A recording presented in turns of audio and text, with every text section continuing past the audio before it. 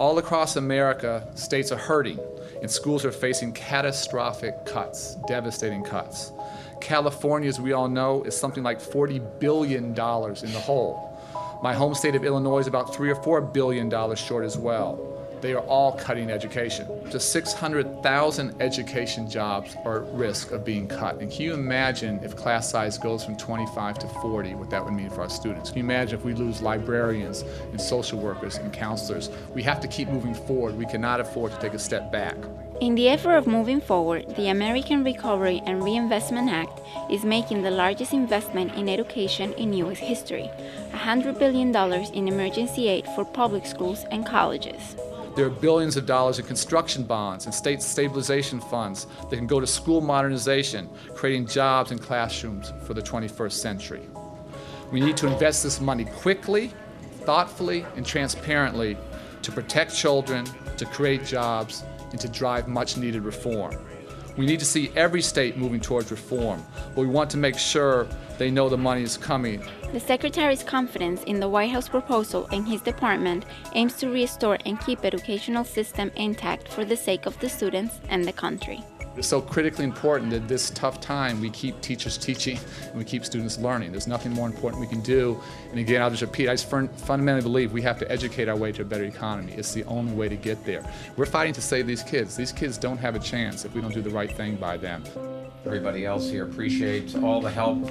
For Mayor Bloomberg of New York City, the stimulus package could refill the deficits on education budgets, but recognizes most of the allocation will come from the state legislation. No one knows how much worse the economy will get or how much more dire New York City's and New York State's fiscal crisis will become. Also, it's true that much of the stimulus funding will come to us via the state. We look forward to working with Albany to make sure that they provide us with the necessary resources. Randy Weingarten, the current president of the United Federation of Teachers, supports the bill that will allocate the money specifically to prevent teacher layoffs and education cuts in every state. Right now, there was $100 billion of the almost $800 billion stimulus that went to education, of which $53 billion that's going directly through states, but directly to avert catastrophic cuts that local and state governments are doing because of the loss of revenue. But even though she is very hopeful, she also fears that the money won't make it to the classrooms. The teachers were concerned, still are. We still have a crisis. We still have to go off to Albany. We still have to fight with the mayor to drive this money into classrooms. For the teachers, they care about the kids, but they also care about themselves and their own families and about what they were going to do, particularly in a situation of a very bad job market. From the $100 billion going to education, state legislatures still have to fight for $47 billion. But with soaring budget deficits and crippling state economies, state officials might wonder if education is the #1 priority.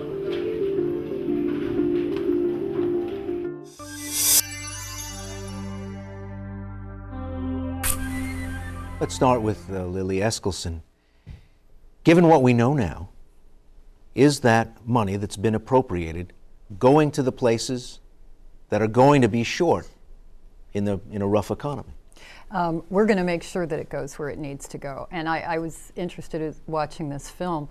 I'm a teacher from Utah. I've had 40 kids in a classroom. We were looking at going from 38, 39, 40 kids to even more. Because even though you might lay off a lot of teachers, the kids still come. And those kids, I was a 4th grade teacher. My 4th graders were still going to be there. There just wouldn't be the staff to care for them.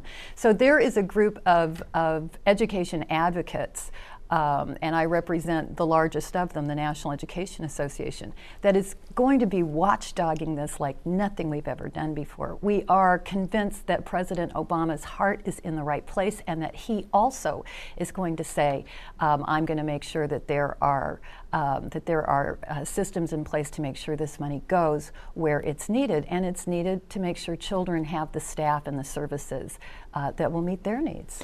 Dan Lips, from our report, it sounds like a lot of that money is still, to use a basketball term, a jump ball. At Heritage, when you watch how appropriations finally get spent, is it a decent rule of thumb that the more hands that touch it, the less money finally gets to the end user? That's right, and that's one of the problems that we see with federal policy and education generally, is that these dollars come with a lot of strings, and much of the funding that comes from Washington ultimately gets siphoned off by administrative costs and ultimately doesn't end up in the classroom.